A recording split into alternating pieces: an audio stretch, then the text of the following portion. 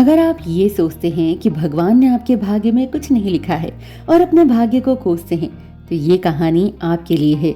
अगर आप अपने भाग्य को बदलना चाहते हैं तो इस कहानी को जरूर सुनिएगा, क्योंकि इसे सुनने के बाद आप ये जान जाएंगे कि अपने भाग्य का लिखा कैसे बदला जा सकता है।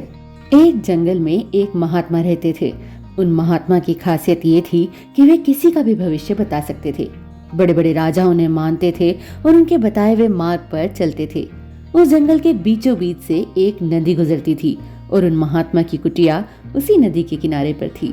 नदी के दोनों तरफ दो अलग अलग शक्तिशाली राजाओं के साम्राज्य थे। वे दोनों ही राजा उस महात्मा को बहुत मानते थे। वे दोनों जब भी कोई बड़ा कार्य करते थे तो उन महात्मा से सलाह लेने के लिए अवश्य आते थे। एक दिन इन दोनों राजाओं में किसी बात पर कहासुनी हो गई। बात इतनी बढ़ गई कि नौबत युद्ध पर आ गई। युद्ध की तारीख और समय ये दोनों तय कर दिया गया। पर जैसा कि दोनों राजाओं का नियम था कि जब भी कोई बड़ा कार्य करते तो वे दोनों उस महात्मा की सलाह जरूर लेते थे। इसीलिए पहला राजा उन महात्मा के पास आता है और उनसे पूछता है कि महात्मा जी, मैंने पड़ोस के राजा के साथ युद्ध करने का निश्चय किया है, इसलिए यह जानना चाहता हूँ कि युद्ध का परिणाम किसके पक्ष में होगा। महात्मा कहते हैं कि यदि तुमने युद्ध किया तो तुम्हारी हार निश्चित है। फिर वो राजा महात्मा जी से पूछता है कि क्या जीतने का कोई भी उपाय नहीं है। वे महात्मा कहते हैं कि यदि युद्ध किया तो हार निश्चित है। फिर वो राजा कहता है कि तलवार म्यान से निकल चुकी है, अब युद्ध टलेगा तो नहीं, जो होगा देखा जाएगा।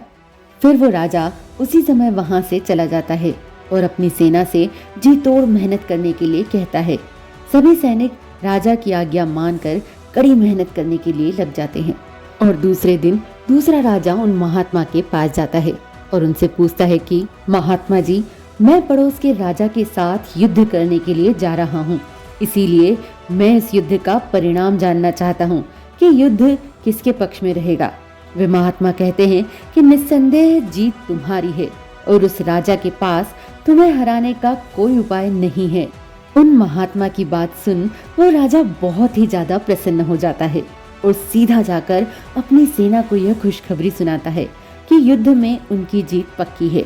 ये बात सुनकर उस राजा के सैनिक भी बहुत खुश हो जाते हैं और युद्ध की तैयारियों में लग जाते हैं। समय बीतता है और युद्ध का दिन आ जाता है। रणभेरिया बजाई जाती है और युद्ध शुरू हो जाता है। दोनों सेनाएं एक दूसरे के साथ भिड़ जाती है और मार काट मच जाती है।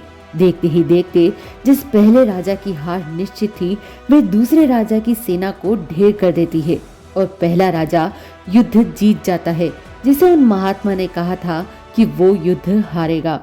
युद्ध जीतने के बाद वो पहला राजा उन महात्मा के पास चला जाता है और उनसे पूछता है कि महात्मा जी, आपने तो कहा था कि मैं वो युद्ध हार जाऊंगा, लेकिन मैं तो युद्ध जीत गया। आपकी भविष्यवाणी गलत कैसे निकली। फिर वो महात्मा उस राजा से कहते हैं कि मैंने तो वो कहा था जो तुम्हारे भाग्य में लिखा था, लेकिन तुमने अपने कर्म से अपने भाग्य को बदल दिया। तुम्हारी जीत का कारण यह है कि तुमने अपने भाग्य से ज्यादा अपने कर्म को आवश्यक समझा और उस दूसरे राजा ने अपना सब कुछ भाग्य पर छोड़ दिया।